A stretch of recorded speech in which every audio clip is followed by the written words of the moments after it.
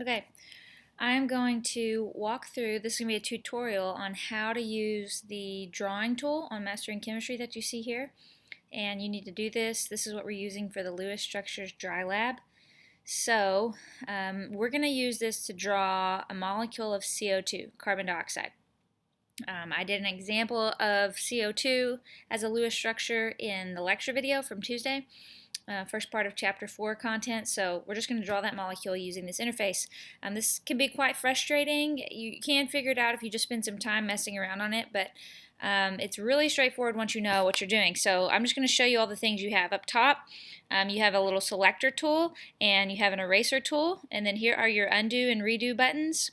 Down here at the bottom, you have different atoms that you can put into your structure, and you have more. If you needed to put a different atom in, you literally have the whole periodic table. So, but as you can see, if something is green, that one is selected.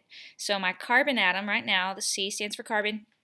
If I were to click on the window, it would add a carbon atom. Okay, so I'm going to undo that really quick because we're going to start from scratch in just a second, but I'm going to keep showing you over here on the left side you have your different kinds of bonds, a single bond, a double bond. If you just hover over it, it tells you what it is.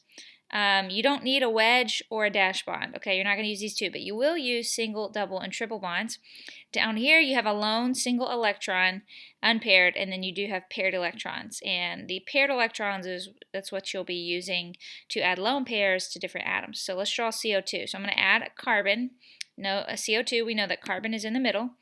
And then I want to double bond this carbon to two oxygens. So I'm going to come over here and select oxygen, and while that's selected, I'm also going to go up and select the double bond. Now you can see both of these things are selected green. And then to add a bond to an atom, I'm going to click on my carbon, and I'm going to click down and hold and drag. Okay, so I'm going to click down.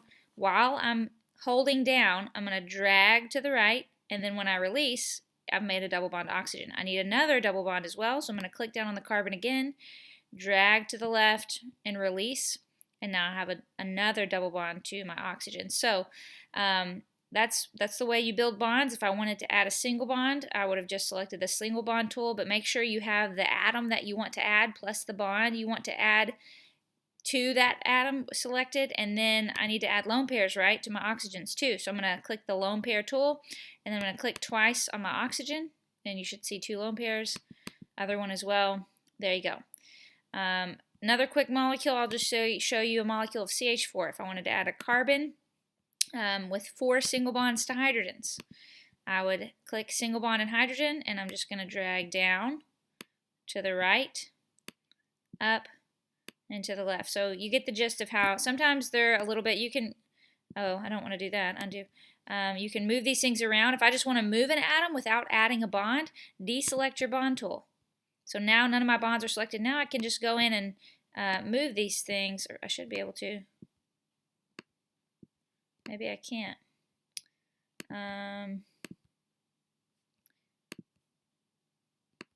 Yeah, if you click on that selector tool, you can just move them. If you want to straighten something up, or if you want to lengthen something, bring it closer, make it look straighter, or whatever, use this selector tool, and then you can move things around to edit your structure as you want. Okay, now if I have the hydrogen selected, I go click on this carbon, it's going to turn it into a hydrogen if I don't have the selector tool selected. And I didn't want to do that. So you can always undo, redo as you need to. But this is how to use this interface. If you have any questions on this, please shoot me an email. But this is what you're going to use to draw all your structures for the dry lab this week.